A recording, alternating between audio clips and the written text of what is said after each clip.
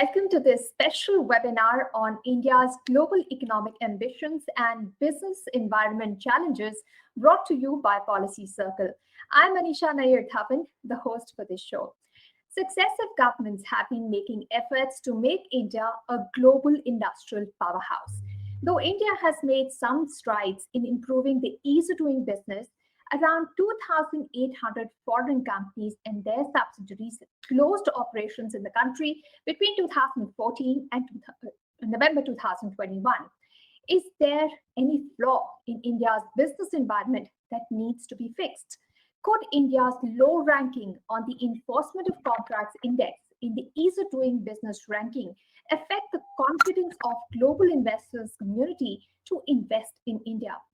What should the government do to grab the opportunity offered by changing geopolitical landscape caused by Western distrust of China? To discuss these issues, please welcome our esteemed panelists who are experts in their own right and bring years of experience with them.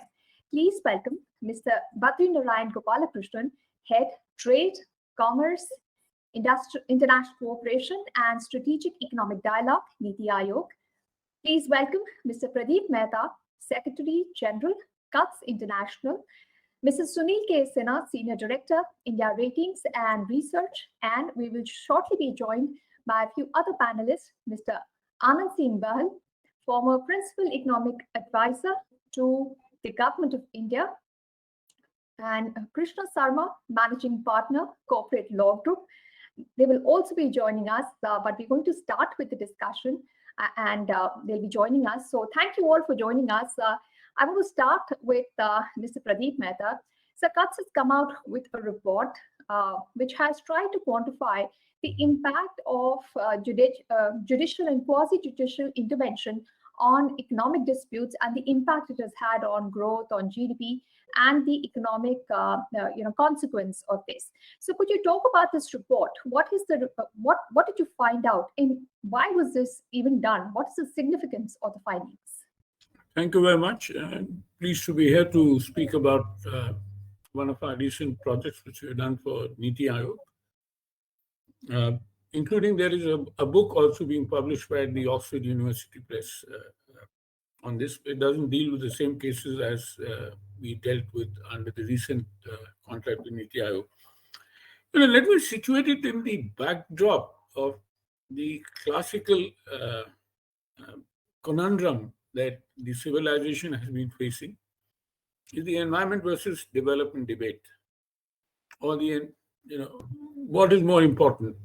Are environmental issues more important or livelihood issue more important?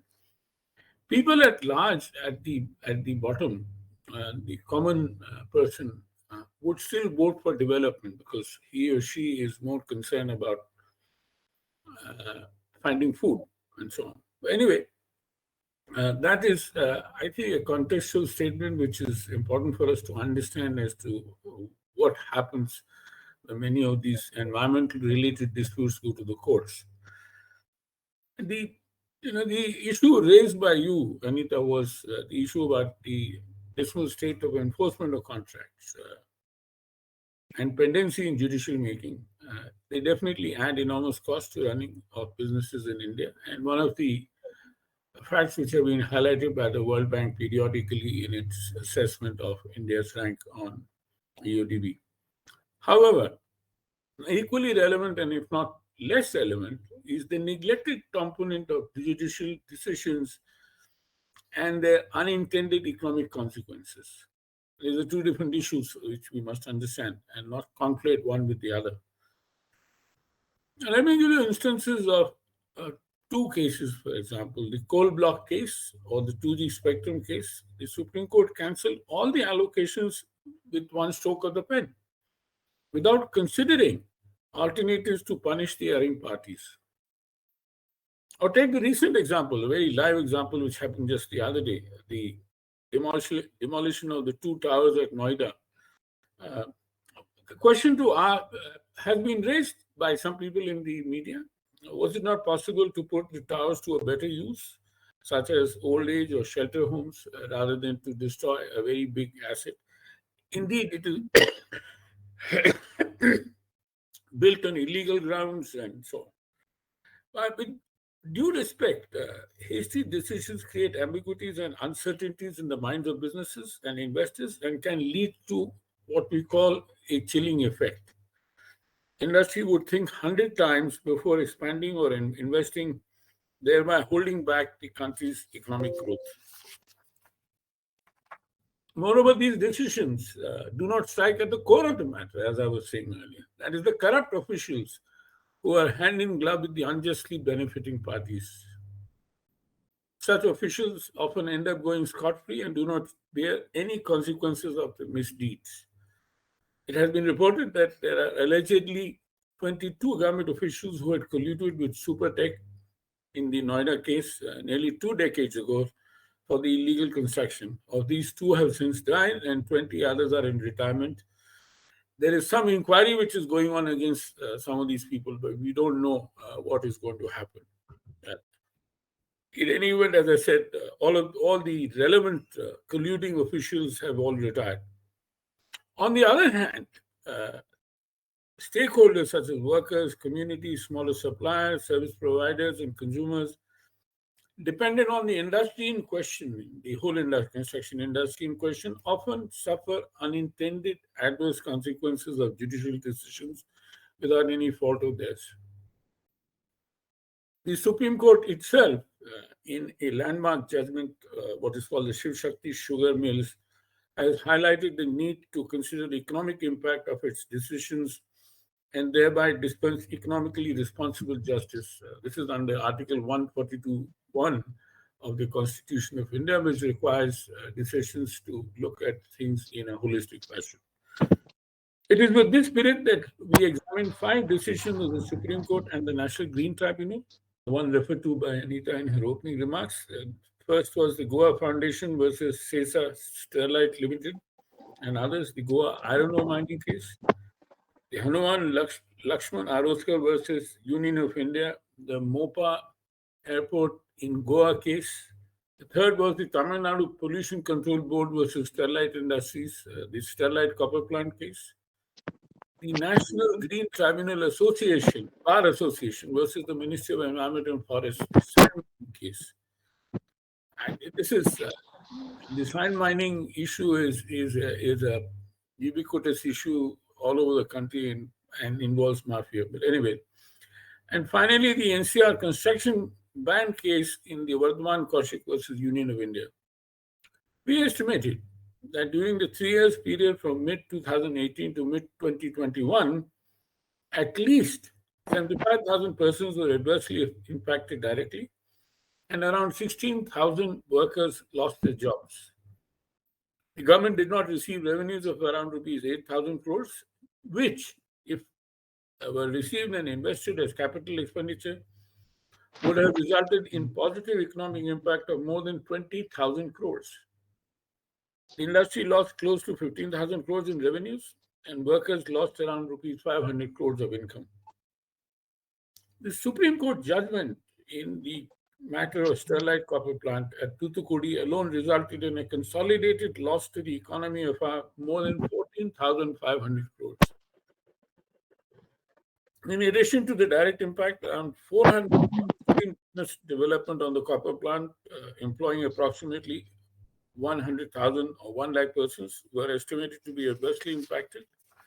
Better ways could have been thought to deal with such situations containing the environment damage and disgorging the unjust gains made by the wrongdoers. By the way, we don't still have a good law on unjust disgorgement.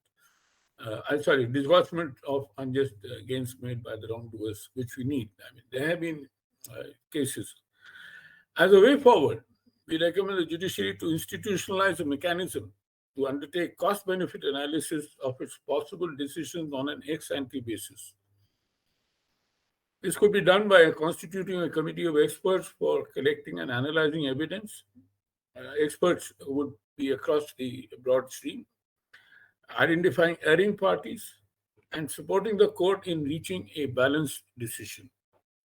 Informed decision-making process by the judiciary, keeping in mind the larger objective of human centricity of economic development and environmental sustainability, with equal considerations to equity, environment, and economy. is essential for sustainable economic development. Thank you very much. Right.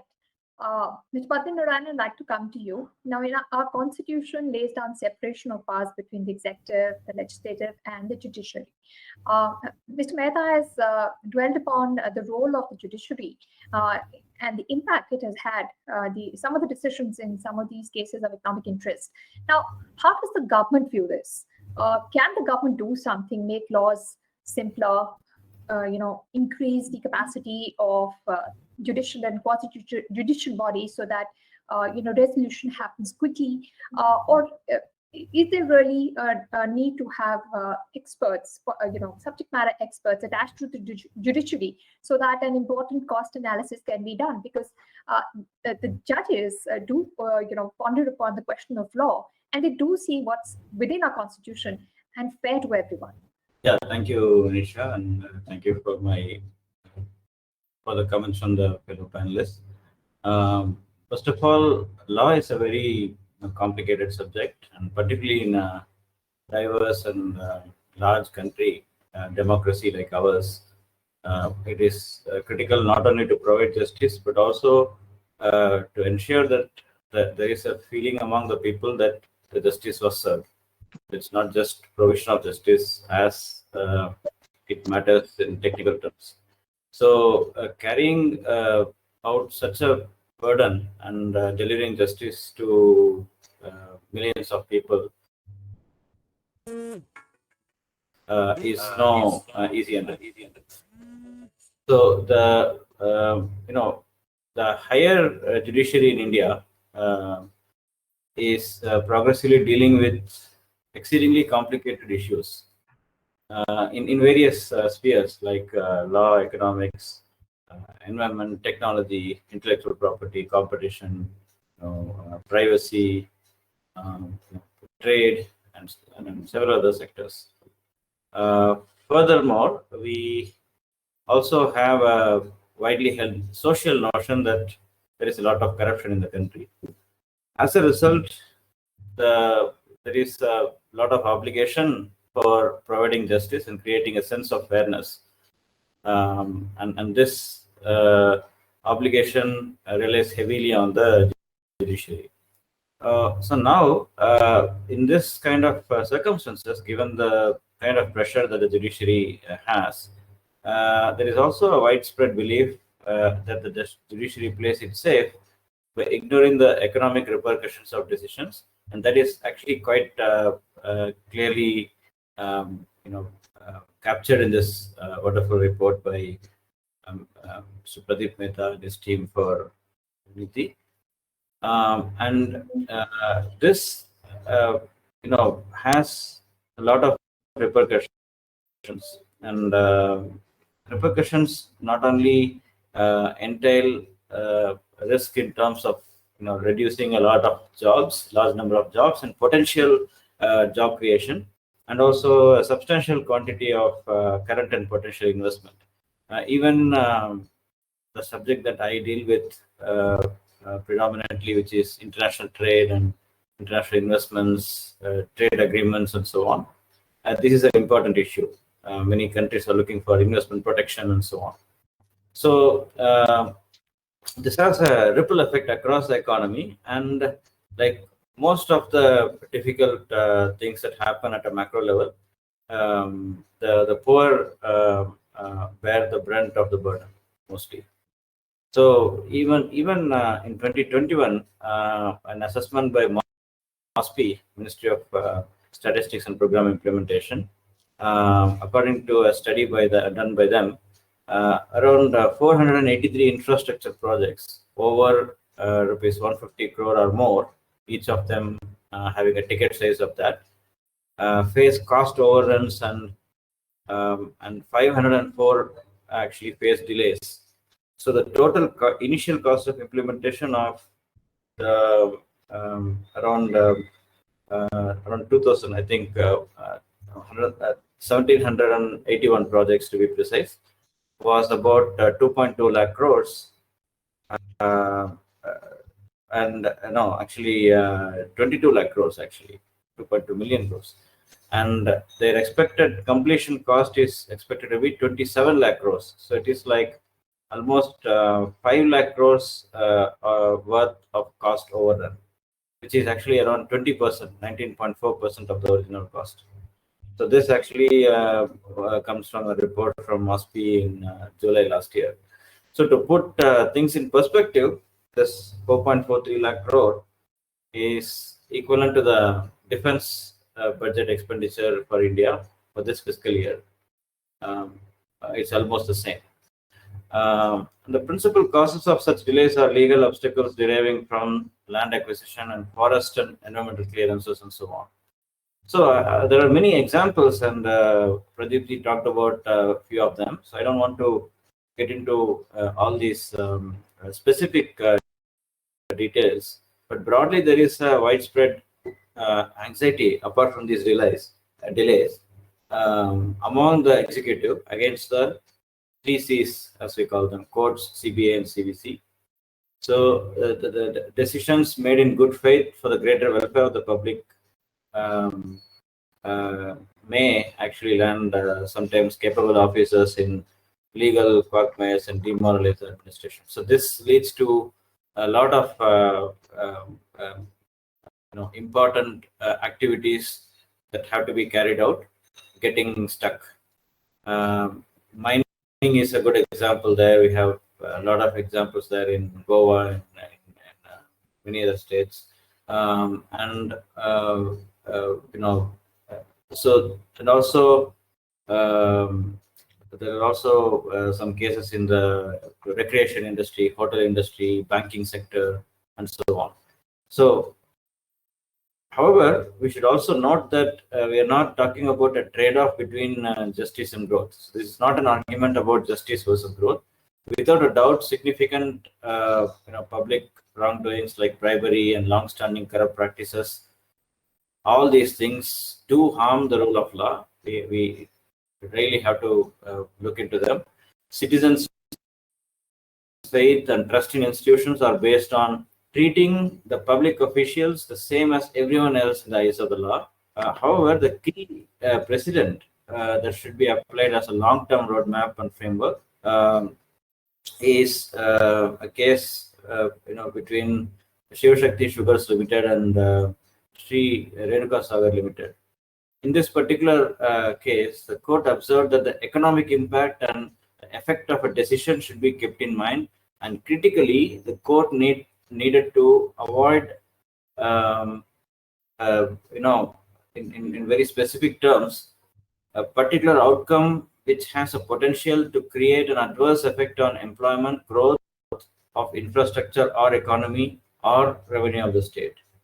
So therefore, I think the courts may be asked to interfere in two areas that demand more thought. The first thing is external expertise, because a lot of these details involving economic and commercial implications and so on, they are out of the they're beyond the expertise of legal professionals and the court. So that has to be there, and you also have to have an evaluation process and a macro perspective, because on every specific case you have different conflicting viewpoints. What is good for one may be bad for another. So here we need a macro perspective also. So first, we have to provide confidence through economic judgments, as well as addressing the economic ramifications of specific judgments while keeping the other concerns in mind, such as the environment and related areas, what we call in economics as externalities. So they have to be internalized. Second, to accept previously upheld and cleared valid choices made by the government employees. So this also has to be there. So now I think we must reflect on the judicialization of the economy, as we can call it, and its impact on a variety of macroeconomic parameters, including GDP growth, industrial value added, joblessness or unemployment and employment generation, rising gross non-performing assets, current account deficit, and also the long-term viability of businesses that make large sunk cost investments, and even more importantly, the investments that we want to draw from the other countries through this wide range of trade and investment agreements that we are planning to sign with many countries. So for all these things, we need we need to consider the link between justice and growth. So basically, the ultimate question is: can justice be blind to present economic imperatives, or is economically responsible justice, after all, legal? So with that I get to initially. Thank you. Right. Mr. Narayanan has to run for another meeting. Thank you so much for joining us. But very briefly, Mr. Narayanan, I'll come to you again. You've laid out the bigger picture for us, and you said there is no trade-off between justice and growth. So what is the government doing to ensure that there is no trade-off? The judiciary will do its thing. It has to decide. When there are two parties, there will be disputes. What is the government doing? Are you technologically enabling judicial and quasi-judicial bodies to take decisions quickly? Are you padding up the bench strength? What is the government going to do to enable the judiciary to take the decisions that it has to, whether it's pro-justice, it's pro-growth, whatever it is? There has to be a balance. But what is the government doing to enable them? Actually, I cannot speak of the entire government in this aspect because it's not my area of work here.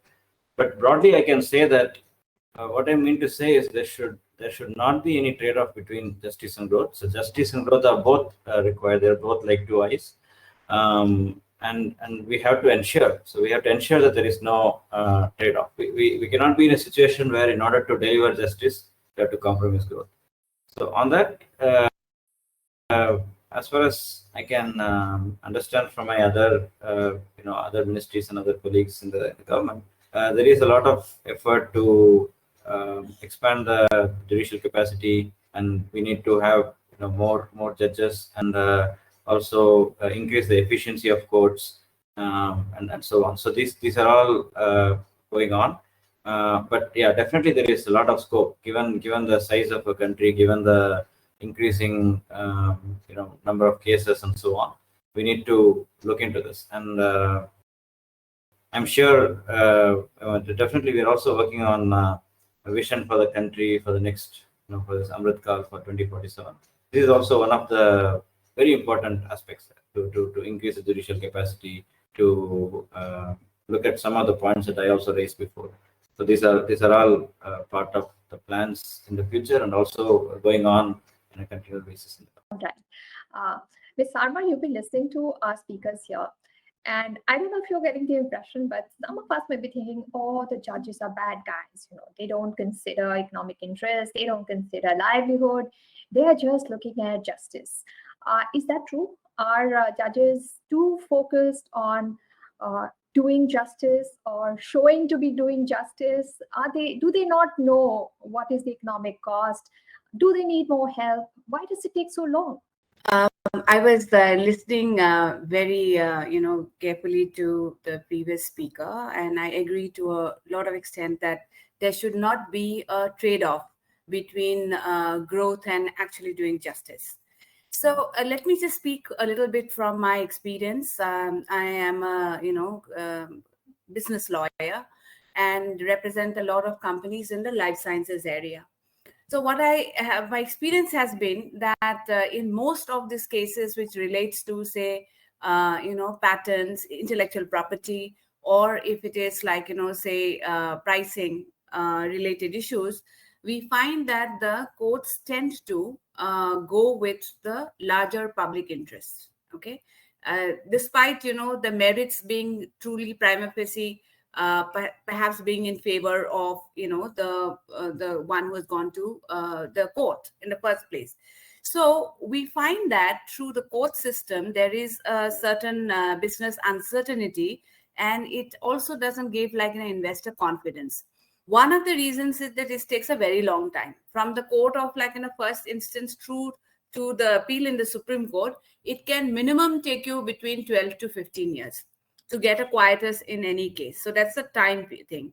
The second thing is that, we are also guilty of taking incessant, time for the next hearing. So that costs time, and including the cost to the client, because the fees of senior lawyers, as you are aware, can be pretty high. And the third aspect is that there is no one solution to the problem, because the number of cases that are pending as of like the 2022 May is 4.7 crore cases, out of which it's very interesting to see the breakup that about 3 crores is civil cases, 2 crore criminal cases, and about 87% is actually pending in the subordinate courts. And most of it is in 5 states of Uttar Pradesh, Maharashtra, West Bengal, Bihar, and Gujarat. Okay. And about 12.4% is in the 24 high courts. So which tells us something. This data tells us something, that it is not like a silver bullet that is possible for addressing all these very different problems. I think that for, say, under trials criminal cases, there is a different solution that is required. For civil cases, it is really a process related issue, and the processes must be like more streamlined. And where the economic and the business cases are concerned, I can tell you from experience that it has been say in the case of patent. The patent has a time period of validity of 20 years, effectively about 10 years. So by the time even the division bench, that is the second tier of appeal, they provide the judgment, the patent is already over. So it becomes infructuous. So I think that the way to address it and to kind of build that investor confidence in our court system is to try and address these issues differently. One other issue, it'll be remiss of me not to kind of mention it because it's pretty recent, that the Tribunals Reforms Act of 2021, they did away with about 7 tribunals now, and even earlier in the 2015 iteration, several more. And the idea was that the tribunals were not doing the job of what it was intended for them to do. But the reasons have been like, fairly flaky, I must tell you, as to why they should be kind of, abolished. And I find that it was like throwing the baby with the bathwater, because some of the tribunals actually did the job that it was meant to do. And by removing them as like, cost-cutting mechanism, I guess, by the government, it has taken away something that actually worked. So I feel that there was no, closer look at what, the tribunals could have aided. Okay. And if I have time, the last point that I want to make is that this yo-yo that the government does on bills coming through and the acts coming through. And one such example is the Arbitration and Conciliation Act. The 1996 Act was based on the UNCITRAL rules. It was good. It worked. Okay. Now, the 2015 iteration and the 2021 iteration makes arbitral awards, more of a challenge to be enforced, because it brings in ideas like fraud. The court now can go into the fraud and corruption behind a contract, okay, which is not possible even under the Civil Procedure Code. So this kind of additional hurdles would actually kind of diminish the effectiveness of arbitration being an alternate resolution, where there is fate of like, the system on alternate resolution. So I'll stop my comments here. Happy to kind of take on questions. Right. Thank you, Mr. Sarma. We'll come to you. I'll ask Mr. Sinha to weigh in on how he sees this entire topic. So what do you think? Do you think there is a significant economic impact of the recent judgments of higher judiciary on some of these growth and economic related cases? Do you think one can quantify the impact that these judgments have had? And how do we go ahead from here? As Mr. Mehta elaborated earlier on, that there is an economic cost involved in these judgments. Whether we look at the closure of Sterlite plant in Tuticorin, or the bringing down of the two residential towers in Noida. In each of these cases, certainly there is a cost involved. But I guess the larger question that needs to be asked is that why, in the very first place, if there is anything which is not as per the law is allowed. So, I mean, that obviously throws a much larger question with respect to the way our government functions, the way our laws have been kind of put in place. Are they keeping, pace with the changing times? Are they addressing the emerging issues, and so on and so forth? So I'm not going into all of these. I mean, obviously, we cannot really dwell on such an important and critical issue in such a short span of time.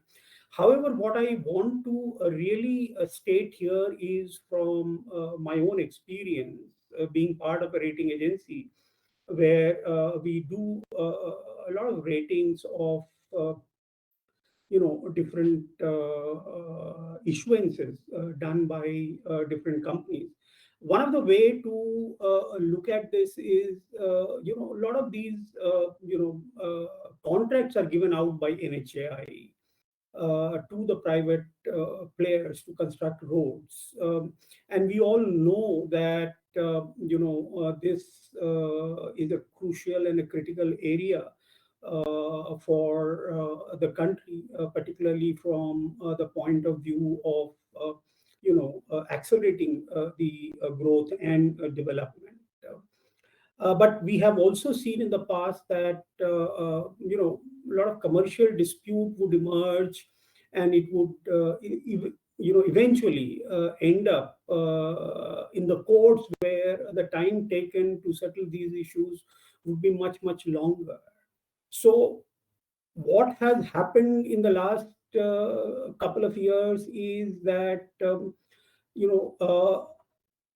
small issues that arises as a dispute between, say, NHAI and the private parties. Suppose there is a timeline and there is a overrun, and as a result of that, if it is an annuity-based project, and so NHAI says that since the road were not completed on time, and henceforth a penalty has to be given by the private, or it imposes a penalty on the private party, and private party contest that for ABC reasons. And in earlier times, such disputes would actually land up in court, and it will take much longer to settle. However, in the interim, what has happened is that lenders, typically the banks, what they have done is that they have appointed lenders, independent engineers. So, whether the project overrun is deliberate, not deliberate, because of some circumstances, etc., these are decided and certified not by either the private party or the NHAI official. It is actually given out to the LIs, as we call them. And they, once they submit their report, a quick decision is actually taken on the basis of that. So all that I'm saying is that if we try to find solution to each and every dispute, whether commercial, judicial, or criminal, or whatever, in the courts, then, in my view, it is very difficult to really accomplish this task through that. I mean, neither do we have such a large judicial system in place, as we all know. I mean, to settle the commercial disputes, commercial courts were established in major metros. And there also, if you go and look at the the turnaround time or the settlement time for a particular case, it runs into more than a year in Mumbai and more than 1.5 years in Delhi. So the point that I'm making is that even while we look at these issues from a macro perspective, every dispute, every settlement cannot happen through the judicial process. We have to find out other means of settling these issues much before they actually become problematic and then land up in the court. All right. So you're battling for something more than just the judiciary to find a resolution to disputes, and we do have many quasi-judicial bodies. Ms. Mehta, I want to come to you now. In the report that you prepared on, measuring the impact that these judicial and quasi-judicial bodies' decisions have had on economic output, on GDP growth, did you factor in the cost of the environment, of future public health consequences should the environment deteriorate? Could you tell us about that as well? Because we are talking of present tense, and we see that so many jobs were lost. This plant didn't come out, so much production was lost. But are we also calculating the environmental degradation? Because why I'm asking this is because we are talking about companies leaving India. Some companies have left India because it did not make business sense for them. They couldn't crack the Indian markets. Some are leaving India because they don't want to be in a business where the carbon footprint is so high. And here we're saying that manufacturing, industry, mining, more important than all these things. So did your study weigh in on the cost or the future environmental impact of on the health of people in the future? No, unfortunately not, because we had very limited time and limited budget, which did not allow us to get into these kind of issues, which are very important, undoubtedly. Having said that, let me respond to some of the points made earlier. In terms of tribunalization of our system, we have had, just to give an example, we have had the Competition Appellate Tribunal, which is a special body which is looking into all competition cases, as well as appeals from the Airport Economic Regulatory Authority. That unfortunately was wound up, which was, in our opinion, a very wrong thing to do. Now, there is a new competition amendment bill. We have pleaded that the Competition Appellate Tribunal be revived, and it should also be the appellate tribunal for all sector regulators, so that there is an overall rivalry in the market rather than which is splintered from one tribunal to the other, which means you wind up TDSAT or whatever and bring it under the competition. This is the UK model, which I think was something important. Again, answering a particular question which I did not raise, the Specific Relief Amendment Act of 2018 had made some important amendments to the Act. The Act empowers courts to get expert opinion and secure their attendance for providing evidence. I think both me and the colleague from the law firm missed out this very important point. There is a new section called 14A, which deals with the power of courts to engage experts to assist the court in any specific issue involved in the suit. And the provision is made to empower civil courts to engage an expert whose opinions or report will form part of the record of the suit and can be examined of the same. Now, this is a very important step forward in what we are seeking. But going back to your question about the adverse impact on health or by the adverse impact on environment is something very important. We are seeing the impact of consequences of civilization, I would say, on climate change as it is. The devastating impacts are happening all over the world. Pakistan itself, our next door neighbor, 25% of the population are suffering from floods. Many have died and so on. Including in India, we've had problems of all this. Undoubtedly, these are larger questions which need to be addressed in terms of how do we go ahead in pursuit of economic development without any impact on the environment. The point what our study only did was to look at the economic impact of such judgment. Was there a better way or not? And what was the cost to the economy, cost to human? This question of environment versus livelihoods, as I said in my opening remarks, my opening remark was to contextualize. The environment versus development debate has been going on for a long time, and it assumes huge importance currently, particularly after the kind of devastating impact of climate change as we are seeing, which is resulting from economic activity, and not just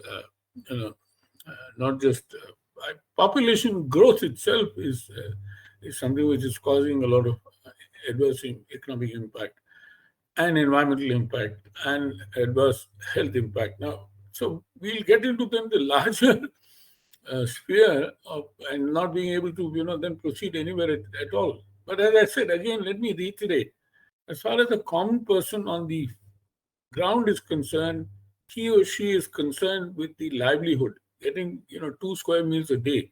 It still remains a big problem in India. No doubt, sir. No doubt about that. The livelihoods are very important, but the common man is just thinking now. These are conundrums which require answers. I agree, but the answers are not easy. Yes, but we have to look for some way, whether they are small steps, big steps, reforms, whatever. Ms. Sarma, you were nodding when Mr. Mehta spoke about the role of tribunals. In your opening statements, you had spoken of flip-flops, arbitration, flip-flops from the government on how quasi-judicial bodies should work, which Mr. Mehta has also spoken about.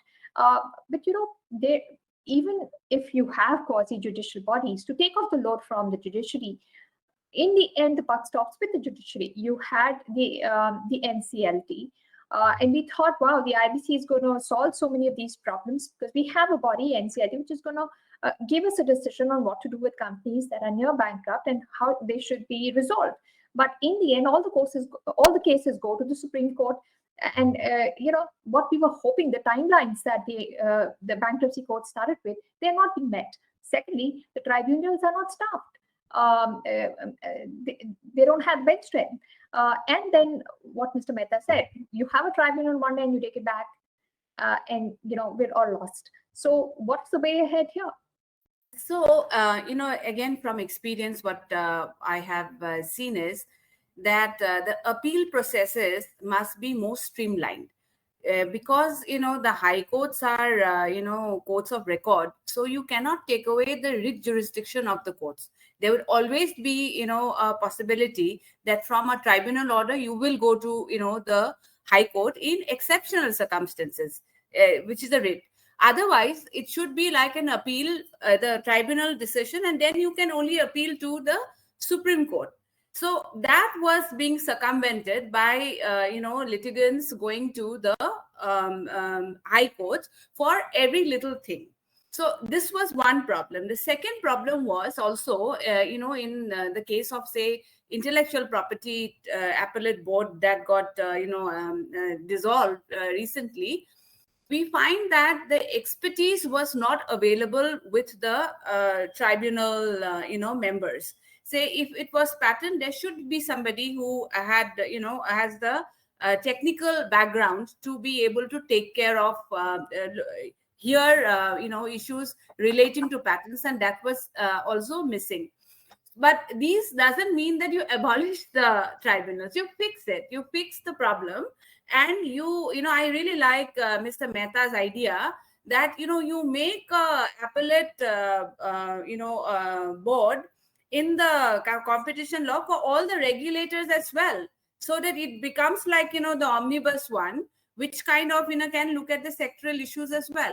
So I find that the customs goal, the customs tribunal was actually a very good one. It worked very effectively. Other than that, I do not see that there was success as such of tribunals being able to take away the ability, take away the High Court's intervention. And I also find that the High Courts must be a little circumspect about, interfering in every and any, appeal. Okay, I see there is a lot of streamlining in some respects, but in many other respects, we find that, there is an intervention. Okay.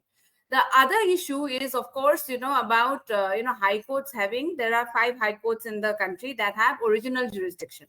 So that is a huge load. Even if the pecuniary jurisdiction is taken away, the original jurisdiction means that the High Courts have a huge load of cases, including, by the way, in the case of the IPAB dissolution, there was a huge flux of cases suddenly on this 4 High Courts. So in addition to the already they have so many cases pending, in addition they have now these cases from the tribunals that are pending, which now become a very long drawn process.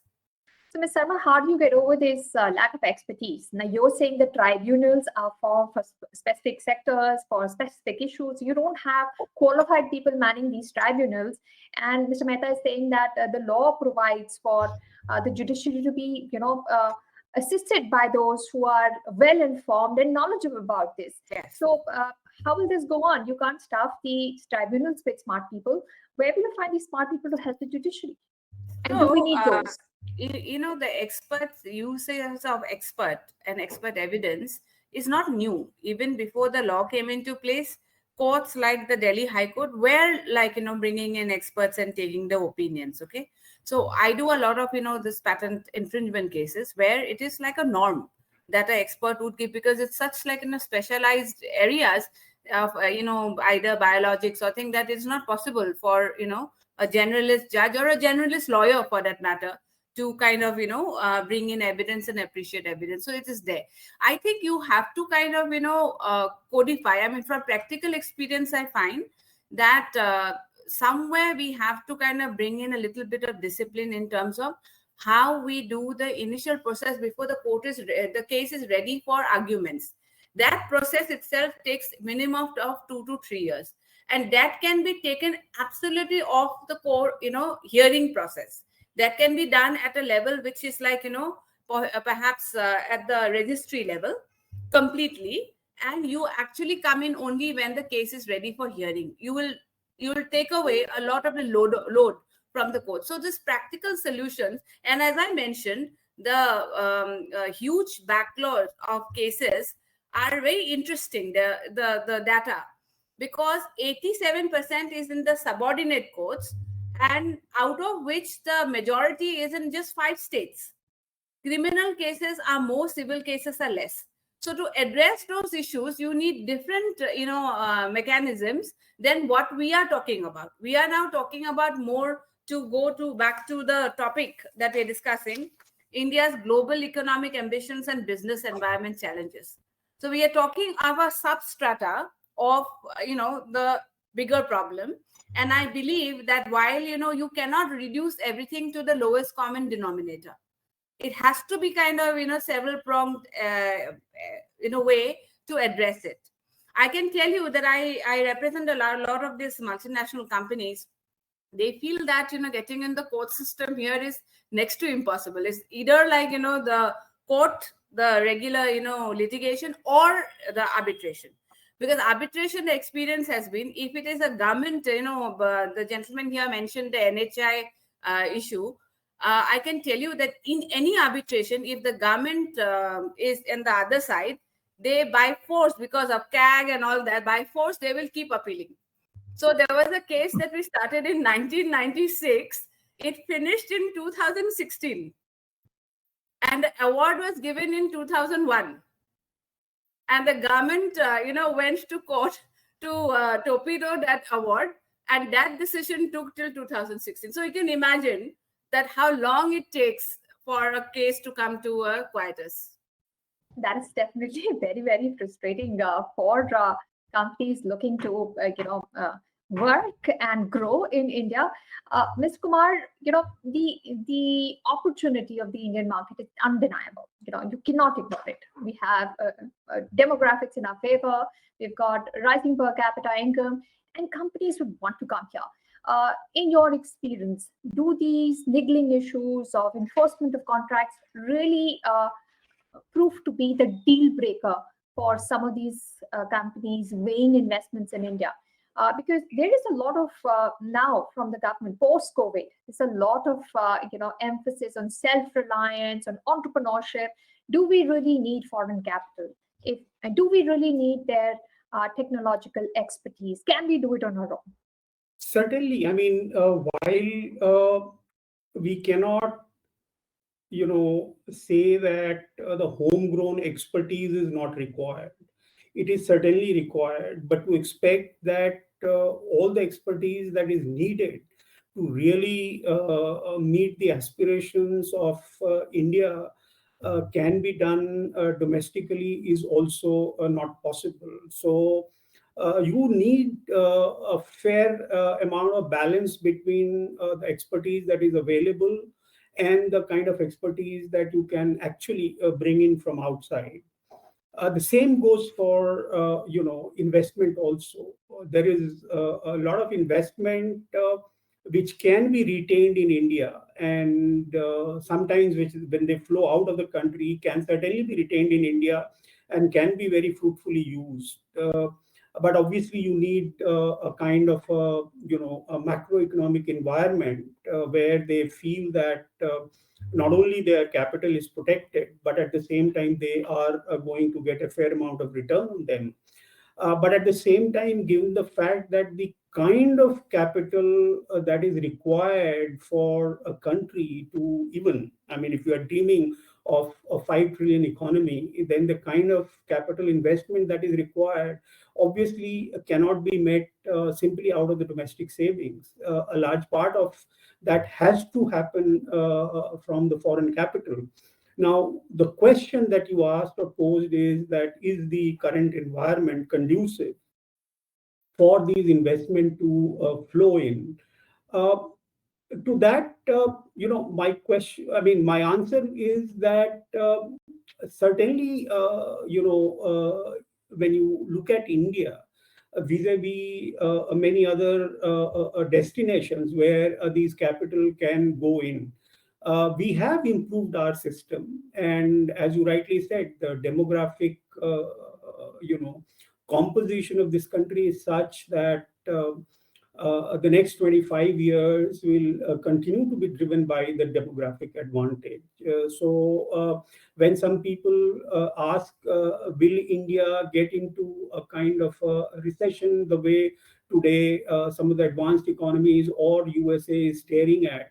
My answer is no. I mean, it is sheer demographic dividend that will continue to push the demand in the economy in a way that, the question of recession would not arise. But at the same time, we still need to fix a lot of issues which can help us to grow at close to about 7, 8, 9%. Which used to be the potential rate of growth, say, till about 4, 5 years ago. But if one looks at the whole issue from today's perspective, then in today's perspective, our potential rate of growth has actually come down from something like 7.5, 8% down to 5, 5.5, 6%. And of course, I will not go into the detail. There are several, including the COVID, which has pulled the economy back. And we, even if you look at the GDP growth of last year, we have barely managed to, I mean, in terms of YOY growth, we may look very good. But if you really look at from the size of the economy, then size of the economy has just barely managed to go back to the level where it was in fiscal year 20. So from that perspective, we have just covered the lost ground. We have really not grown. So there is a lot of these potential, but at the same time, companies, when they look at India, whether to invest or not, there are multiple factors that ultimately lead them to decide whether to invest in India. I mean, of course, the legal framework is one of them. But that's not all. I mean, there are many other issues. I mean, when they look at the alternative destination, say for example, China, Indonesia, Malaysia, or whatever it is. So when you consider all of these factors, for some investment, despite all the roadblocks, India still turns out to be a attractive destination.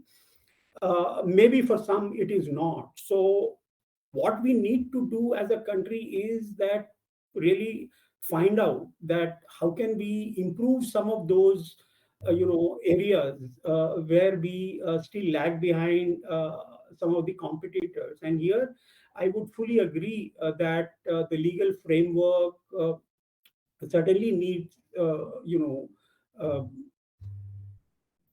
I mean a way forward. I mean, whether it is through a quasi-judicial system or tribunal or whatever it is, that is a way forward. And as I said that earlier also, that dispute resolution doesn't mean that it has to happen through the judicial process. Also, if there are ways and means available through which we can settle these issues before they actually land up in the court, probably that also needs to be pursued vigorously in almost every area, so that the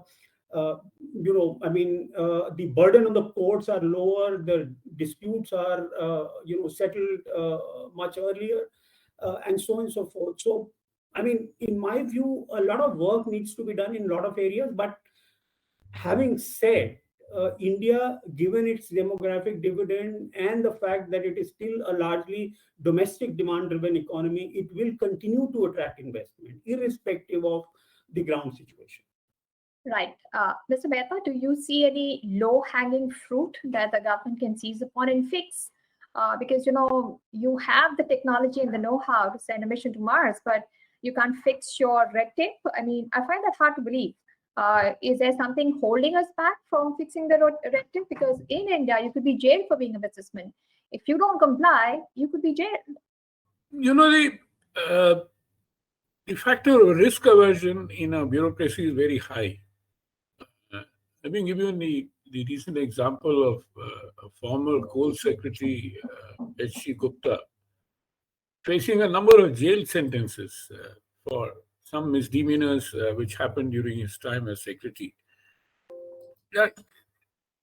The trouble is that the Prevention of Corruption Act, under which section is in 14.11 something, or whatever it is, does not define mens rea as a ground for being implicated or prosecuted. With the result that, and everybody knows that H.C. Gupta is a dead honest man. He hasn't got he could not even fight his case, and when people got together. Now, these are the kind of cases which really have a chilling effect. And they have a chilling effect on the bureaucracy, with the result there is a consequent outfall on investors as well. But of course, as Mr. Sinha pointed out, am I right, Mr. Sinha? Yes. Now, we do a lot of work on economic policy generally, other than this issue about litigation and so on. The sheer size of our market itself is a very big determinant for flow of investment, and it's a perverse situation where many times investors find the entry barriers as advantages to them. I mean, they can get around it easily, but I'll not get into that detail. I can give you case studies as to how investors have invested in spite of all the roadblocks and hurdles that they face, knowing very well that they will have lesser competition who would not be able to deal with all that. But one interesting fact I wanted to say from our studies that we did for NITI Aayog, even Supreme Court has appointed committees, expert committees in various matters. Now, in one particular case that we studied for NITI Aayog was a case of this ban of sale of liquor on highways. It was a very stupid, unenforceable decision which the Supreme Court passed. Now, in that context, what we also discovered is there is a standing or sitting, I would say, committee headed by a Supreme Court judge on road safety sitting in Vigyan Bhavan Annexi, costing the taxpayer at least 5 to 6 lakh rupees per month. And the Supreme Court did not even refer to its own recommendation by that Supreme Court committee, which is then headed by Justice Radhakrishnan, for example. Now somebody else is heading it, and comprises of two experts. One is from the road transport sector, the other is a retired road transport secretary. In the current instance, it is Sanjay Mitra. Now, the point, what I'm saying is that the committee's recommendations on controlling drunken driving on roads, which included highways as well as city roads, made by the Radhakrishnan committee, was not even taken on board by this particular judgment. Now, that is the kind of, if I may use a strong word, idiocy. That look, you have your own committee which is being funded by the taxpayer for donkey's years. It still continues. It has been there for a long time. What has been the impact? And then secondly, let us look at the impact of that committee on the road safety scenario. In India, the road safety scenario is getting worse year by year.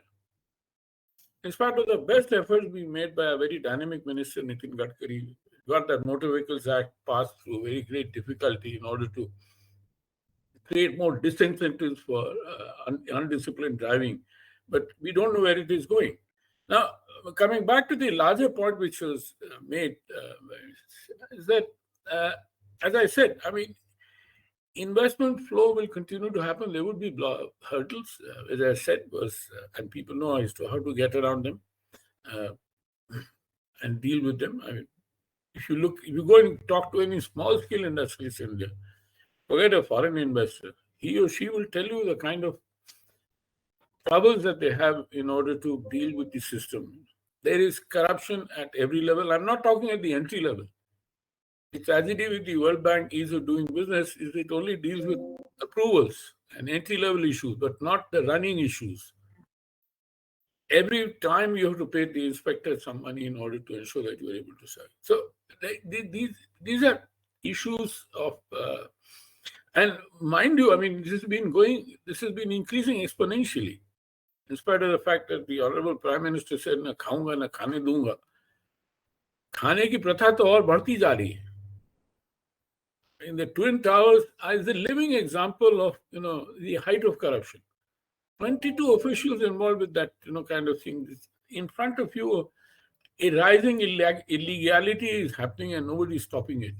And on the contrary, colluding with the promoter in order to continue to build that illegal tower. And this is going to have, as Shekhar Gupta wrote, is going to have a kind of open the Pandora's box. But so what?